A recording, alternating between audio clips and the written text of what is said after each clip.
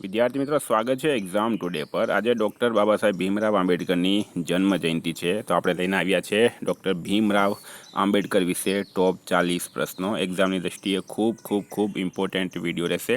તો મિત્રો ટોપિક પર આવીએ, ટાઈમ નહીં બગાડીએ આપણે। ક્વેશ્ચન નંબર 1 છે, ભારતના સંવિધાન નિર્માતા તરીકે કોણ ઓળખાય છે? તો મિત્રો ભારતના સંવિધાન નિર્માતા તરીકે બાબા સાહેબ ડૉક્ટર ભીમરાવ આંબેડકર ઓળખાય છે, બરાબર।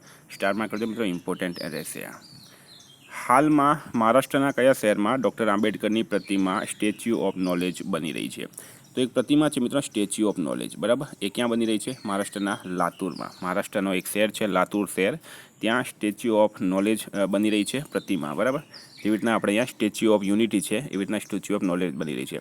તો સ્ટેચ્યુ ઓફ નોલેજ શા માટે નામ આપવામાં આવ્યું? તો Baba Saheb Bhimrao આંબેડકરને symbol of knowledge તરીકે ઓળખવામાં આવે છે, એટલે કે એમની પાસે જ્ઞાન સારું હતું, જ્ઞાન વધારે હતું, એટલે એમના માટે આ સ્ટેચ્યુ ઓફ નોલેજ બની રહ્યું છે લાતુર।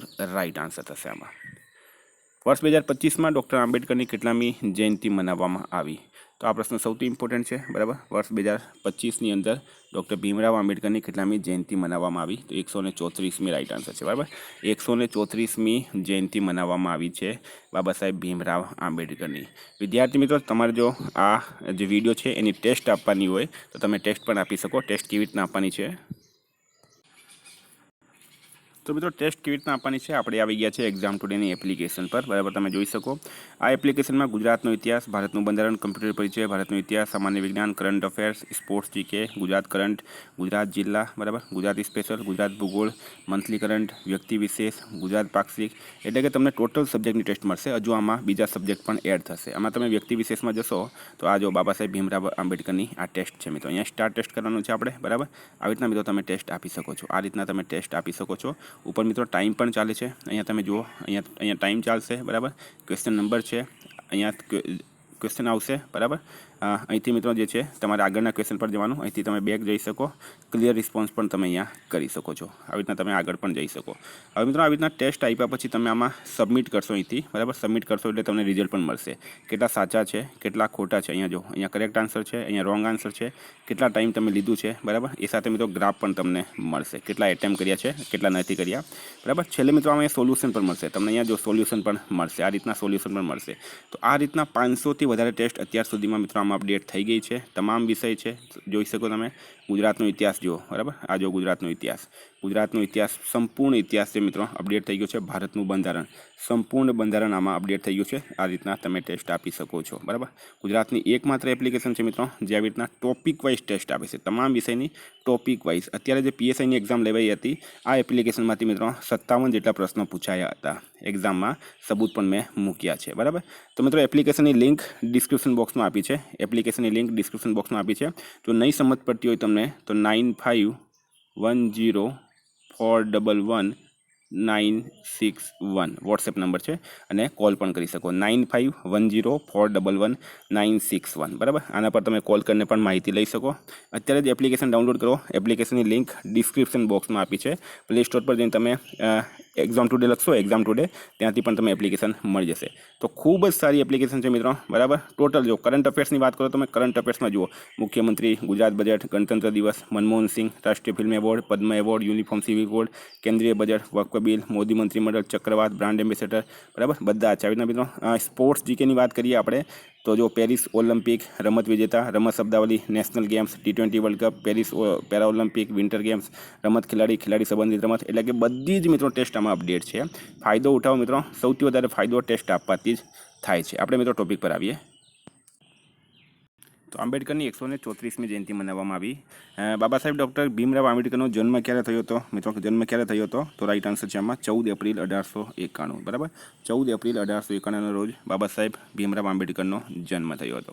નેક્સ્ટ ડૉક્ટર આંબેડકરનો જન્મ ક્યાં થયો હતો? તો મિત્રો મહુ છાવની, બરાબર, મહુ છાવનીમાં ડૉક્ટર ભીમરાવ આંબેડકરનો જન્મ થયો હતો। વેરી ઇમ્પોર્ટન્ટ મિત્રો, પ્રશ્ન આમાં જ એક્ઝામમાં પૂછવામાં આવે છે। મહુ ક્યાં આવેલું છે? મધ્યપ્રદેશની અંદર। ડૉક્ટર આંબેડકરના પિતાનું નામ શું હતું?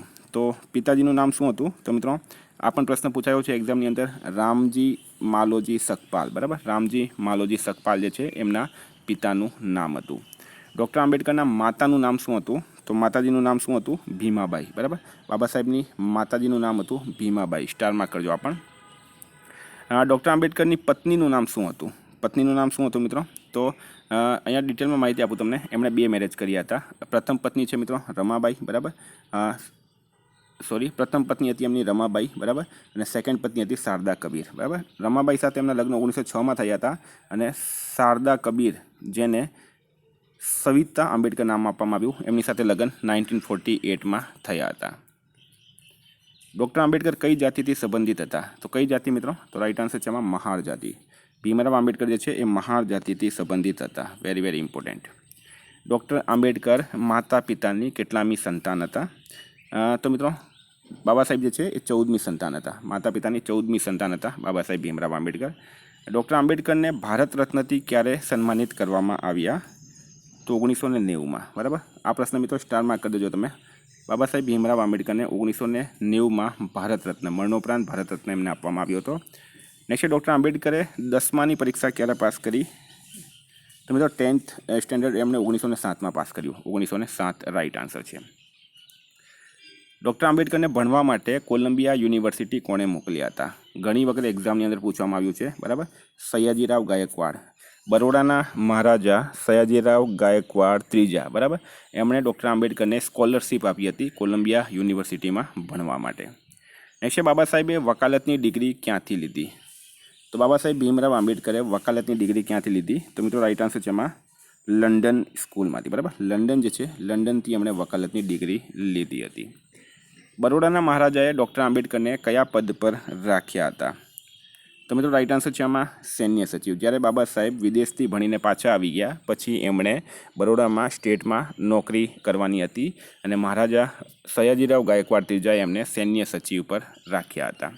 ડૉક્ટર આંબેડકરે ગ્રેજ્યુએટની ડિગ્રી ક્યારે લીધી? તો મિત્રો 1912માં, બરાબર. 1912માં ભીમરાવ આંબેડકરે ગ્રેજ્યુએટની ડિગ્રી લીધી. એલ્ફિન્સ્ટન કોલેજ, બોમ્બે યુનિવર્સિટીમાંથી આ ડિગ્રી એમણે લીધી હતી. ડૉક્ટર આંબેડકરે માસ્ટર ડિગ્રી ક્યાંથી લીધી? મિત્રો વેરી વેરી ઇમ્પોર્ટન્ટ છે, બરાબર. કોલંબિયા યુનિવર્સિટીથી 1915માં, કોલંબિયા યુનિવર્સિટીથી 1915માં એમણે માસ્ટર ડિગ્રી લીધી. ડૉક્ટર આંબેડકરે લંડન સ્કૂલ ઓફ ઇકોનોમિક્સમાં ક્યારે પ્રવેશ લીધો? તો મિત્રો રાઈટ આન્સર છે એમાં 1916માં, બરાબર. 1916માં એમણે પ્રવેશ લીધો હતો. 1920માં મૂકનાયક પત્રિકાની શરૂઆત કોણે કરી? મૂકનાયક પત્રિકા કોણે શરૂ કરી છે? તો મિત્રો રાઈટ આન્સર છે એમાં ડૉક્ટર ભીમરાવ આંબેડકરે. ક્યારે કરી હતી? 1920, 1920માં. તમામ પ્રશ્નો ઇમ્પોર્ટન્ટ છે, યાદ રાખવાના છે આપણે. નેક્સ્ટ, ડૉક્ટર આંબેડકરે વકાલતની શરૂઆત ક્યાંથી કરી? વકાલતની શરૂઆત ક્યાંથી કરી મિત્રો? તો રાઈટ આન્સર છે એમાં બોમ્બે હાઈકોર્ટ, બરાબર, જેને અત્યારમાં મુંબઈ હાઈકોર્ટ કહેવામાં આવે. પહેલાં એનું નામ બોમ્બે હાઈકોર્ટ હતું, પછી મુંબઈ હાઈકોર્ટ થયું, બરાબર. હાલમાં પણ ઘણા લોકો એને બોમ્બે હાઈકોર્ટ તરીકે ઓળખે છે. નેક્સ્ટ, બાબા સાહેબ મુંબઈમાં સાયમન કમિશનમાં સદસ્ય ક્યારે બન્યા? તો 1928માં. 1928માં બાબા સાહેબ જે છે એ મુંબઈમાં સાયમન કમિશનના સદસ્ય બને છે. નેક્સ્ટ, ડૉક્ટર આંબેડકરે કાલારામ મંદિરમાં દલિતોના પ્રવેશ માટે આંદોલન ક્યારે કર્યું? તો શું છે રાઈટ આન્સરમાં? 3 માર્ચ 1930, બરાબર. 3 માર્ચ 1930ના રોજ બાબા સાહેબ ભીમરાવ આંબેડકરે કાલારામ મંદિરમાં દલિતોના પ્રવેશ માટે આંદોલન કર્યું છે. એના પછી પૂના પેક્ટ કોની વચ્ચે થયો? પૂના પેક્ટ કોની વચ્ચે થયો છે મિત્રો? તો રાઈટ આન્સર છે એમાં મહાત્મા ગાંધી, બરાબર, ગાંધીજી વચ્ચે. ગાંધીજી અને ભીમરાવ આંબેડકર, બરાબર. ગાંધીજી અને ડૉક્ટર ભીમરાવ આંબેડકર આ બંને વચ્ચે પૂના પેક્ટ થયો હતો. વર્ષ 1924માં બહિષ્કૃત હિતકારણી સભાની સ્થાપના કોણે કરી? તો રાઈટ આન્સર છે મિત્રો આમાં બાબા સાહેબ ભીમરાવ આંબેડકર, બરાબર. બાબા સાહેબ ભીમરાવ આંબેડકરે 1924માં બહિષ્કૃત હિતકારણી સભાની સ્થાપના કરી છે. દલિત અધિકારોની રક્ષા માટે 1927માં ડૉક્ટર આંબેડકર દ્વારા પ્રકાશિત મરાઠી ભાષામાં પત્ર કયો હતો? તો મિત્રો રાઈટ આન્સર છે આમાં બહિષ્કૃત ભારત, બરાબર. બહિષ્કૃત ભારત જે છે એ પત્રનું નામ હતું. આંબેડકર દ્વારા સ્થાપિત ઇન્ડિપેન્ડન્ટ લેબર પાર્ટીએ 1936માં મુંબઈ વિધાનસભા ચૂંટણીમાં કેટલી સીટ જીતી છે? તો મિત્રો રાઈટ આન્સર એમાં 17માંથી 15 સીટ, બરાબર. 17માંથી 15 જીતી. Doctor Ambedkar all India schedule caste ફેડરેશનની સ્થાપના ક્યારે કરી? 1942, 1942માં. મહાત્મા ગાંધી અને આંબેડકર વચ્ચે પૂના પેક્ટ ક્યારે થયો હતો? તો 24 સપ્ટેમ્બર 1932ના રોજ થયો. બંધારણ નિર્માણ માટે ડ્રાફ્ટિંગ કમિટીના અધ્યક્ષ કોણ હતા? ભીમરાવ આંબેડકર હતા. બાબા સાહેબની સમાધિ સ્થળનું નામ શું છે? તો મિત્રો ચૈત્યભૂમિ, જે મુંબઈમાં આવેલી છે. વિદેશમાં અર્થશાસ્ત્રમાં ડૉક્ટરેટની ઉપાધિ મેળવનાર પ્રથમ ભારતીય કોણ હતા? ડૉક્ટર ભીમરાવ આંબેડકર હતા. 3 ગોળમેજ સંમેલનમાં ભાગ લેવા એકમાત્ર ભારતીય કોણ ગયા હતા? તો ડૉક્ટર ભીમરાવ આંબેડકર ગયા હતા. બરાબર, ઇંગ્લેન્ડ ગયા હતા. સંવિધાન સભા માટે ડૉક્ટર આંબેડકર ક્યાંથી ચૂંટાયા? તો એ પશ્ચિમ બંગાળથી ચૂંટાયા હતા. ભારત સરકારના પ્રથમ કાનૂન મંત્રી કોણ હતા? તો મિત્રો ડૉક્ટર ભીમરાવ આંબેડકર હતા. ડૉક્ટર આંબેડકરે બૌદ્ધ ધર્મ ક્યારે સ્વીકાર કર્યો? 14 ઓક્ટોબર 1956. બરાબર, એની દીક્ષાભૂમિને નાગપુર દીક્ષાભૂમિમાં. બાબા સાહેબે બૌદ્ધ ધર્મની દીક્ષા કોની પાસેથી લીધી? તો મિત્રો બૌદ્ધ ભિક્ષુ વીર ચંદ્રમણી પાસેથી એમણે લીધી હતી. ડૉક્ટર આંબેડકરનો જન્મ દિવસ કયા રૂપે મનાવાય છે? તો જ્ઞાન દિવસ, સમાનતા દિવસ, સમતા દિવસ. કાઠમાંડુમાં આયોજિત વિશ્વ બૌદ્ધ સંમેલનમાં બાબા સાહેબને કયા શબ્દથી સન્માનિત કરાયા? નવબુદ્ધ. બરાબર, નવબોધ રાઈટ આન્સર છે. છેલ્લું છે મિત્રો, ભીમરાવ આંબેડકરનું મૃત્યુ ક્યારે થયું હતું? 6 ડિસેમ્બર 1956ના રોજ.